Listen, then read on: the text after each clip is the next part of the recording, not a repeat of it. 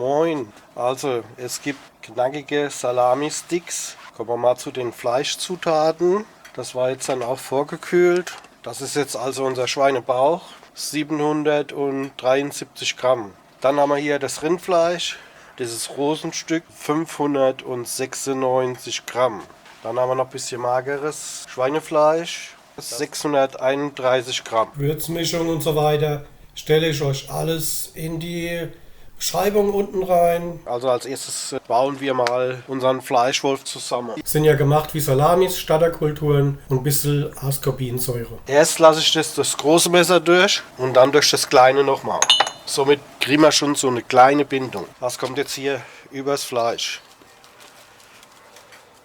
Da wird es erstmal vermengt und dann haben wir schon eine gleichmäßige Würzung. Das ziehen wir jetzt mal durch. Zu fett wollen wir es auch nicht.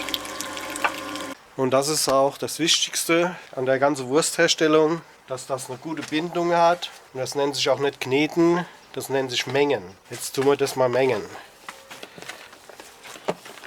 Diesmal sind es ja nur 2 Kilo, aber trotzdem ist es schweinekalt, das kann ich euch sagen.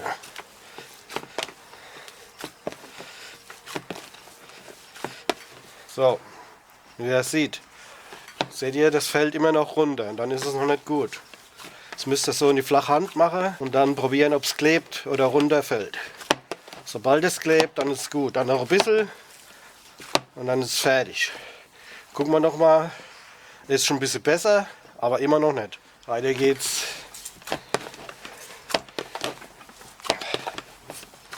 Gut, wenn man es im Topf macht, dann kann sich das nicht wegdrücken. Gucken wir noch mal, wie es jetzt ist. Seht ihr, jetzt fällt es nicht mehr runter. Dann ist es gut. Und genauso ist es dann auch, wenn ihr Bratwurst macht und die so trocken schmeckt. Dann habt ihr entweder zu wenig Fett drin oder habt das Ganze nicht richtig gemengt. Das ist das Problem. Gucken wir noch mal. Seht ihr, das fällt nicht mehr runter.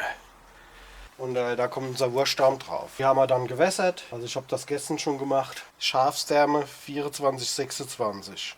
Das sind die kleinste, die ich habe. Schön gerade drauf ziehen. So, das bin ich jetzt hier einfach mal zu da hinten. Und das pieksen wir jetzt zuerst mal an hier. Normal soll das schön laufen. Jetzt läuft's.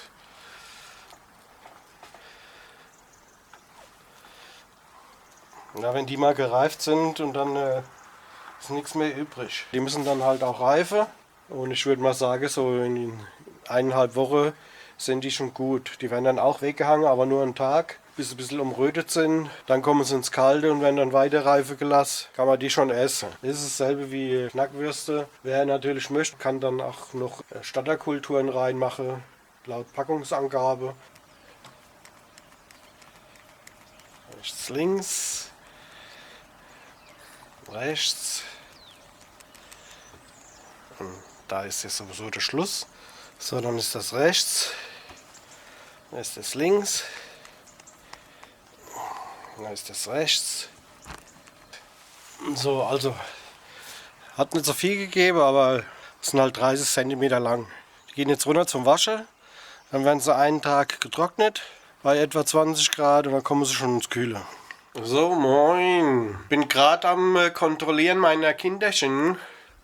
Ich habe jetzt noch mal ein bisschen geguckt, ob da irgendwelche Luftblasen drin sind. Die kann man dann noch ganz locker rausstechen, wenn das mal so ein bisschen angetrocknet ist. Die sind jetzt von gestern.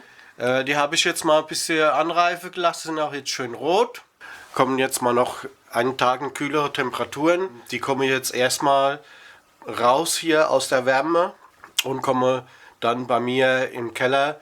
Das sind ungefähr 16 Grad im Moment. Und da bleiben sie nochmal einen Tag hängen. Und morgen früh tue ich es dann raus in meine Garage hängen. Da ist es noch kühler. Dann sind es 14, 15 Grad. Also so dürfte man jetzt dann hinkommen wieder. Ja, da stelle ich jetzt rein und fertig. So. Also so sieht es jetzt aus. Hier hängen die schon für die nächste Woche. Ob das jetzt Mini-Salamis gibt, weiß ich nicht. Aber die werden noch schön schrumpeln. Die sind jetzt ein paar Tage alt. Ja, hier haben wir dann unsere Salamis. Hier habe ich noch eine kleine gemacht, das war noch Restbrät. Das kommt aber dann mit den mit den Schafsdärme, mit den kleinen. Auf alle schmecken sie besser wie die, wenn du sowas im Globus kaufst oder sonst wo. Die schmecken viel besser. Also ist was Feines. Seht ihr, die sehen ganz gut aus. Wie gesagt, es war ja nicht so, wie ich mir das gewünscht habe, aber die schmecken klasse. Ne? Da haben wir das Würstchen, das Restbrät. Muss noch ein bisschen reifen, würde ich gerne nicht aufschneiden noch. Würde ich dann im nächsten Video nochmal dazulegen. Ich habe es probiert, schmeckt klasse. Die sind so 1,5 Wochen jetzt gereift. Auch immer ein bisschen gewässert. Einwandfrei. So, ich habe mir ja die Hälfte vergessen. Hier hängen ja auch noch ein paar. Und das ist der Rest. Die werde ich jetzt invakuumieren und dann umeinander, so wie ich Lust habe, drauf essen. Ciao.